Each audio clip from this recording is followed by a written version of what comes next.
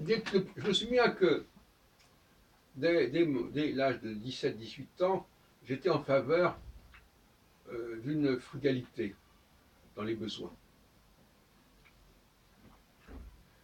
Et il s'agit de, de ne pas convoiter des choses qu'on n'a pas, qui ne nous sont pas données.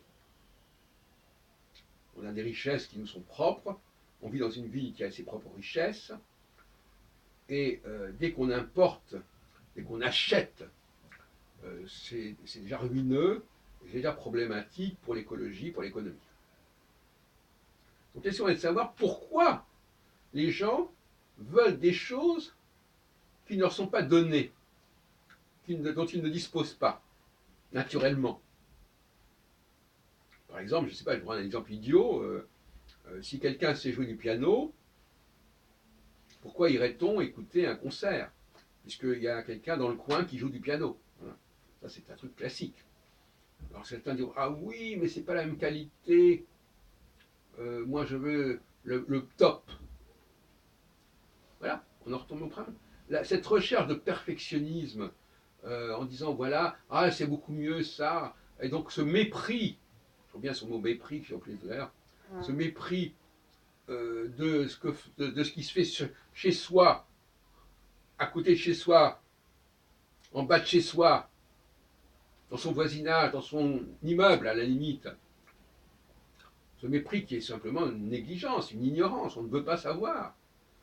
On est polarisé par telle chose et on veut ça.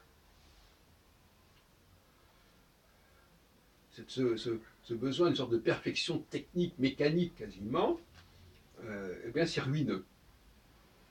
Et c'est ce qu'a bien compris Émeric Caron, je reviens sur ses propos, j'ai mis en ligne d'ailleurs une de ses vidéos. Je ne partage pas ses conclusions, mais globalement, il est clair qu'il faut que les gens se contentent de ce qu'ils ont. De ce qu'ils ont, entendons bien, de ce qu'ils ont à leur portée, à leur disposition, et dont ils ne profitent pas pleinement. Attention, ça suppose, quand dit de ce qu'ils ont, à condition qu'ils sachent ce qu'ils ont, ce qui n'est pas le cas. Donc ils se contentent de ce qu'ils ont à leur disposition et qu'ils prennent connaissance de ce qu'ils ont à leur disposition. Ce qui n'est pas le cas. Alors donc, on nous parle de pouvoir d'achat, qu'est-ce que ça veut dire? Ce n'est pas le pouvoir d'achat qui est important. C'est le pouvoir, la capacité à exploiter les ressources qui nous sont accessibles, qui nous sont quasiment données, qui nous sont offertes sur place, autour de nous, par les gens qui sont autour de nous, par notre famille, par notre voisinage, par notre quartier, par notre arrondissement, par notre ville. Qu'est-ce qui fait que quelqu'un va vouloir des choses qui sont hors de sa portée, et même hors de ses moyens, hors de ses forces? Voilà la question qui se pose. Il faut psychanalyser ce besoin. Et la France a besoin qu'on lui tienne un discours psychanalytique en lui disant, mais pourquoi vous fonctionnez comme ça? Il ne s'agit pas de les flatter dans le sens du poil en disant, mais oui, on va vous donner plus de pouvoir d'achat.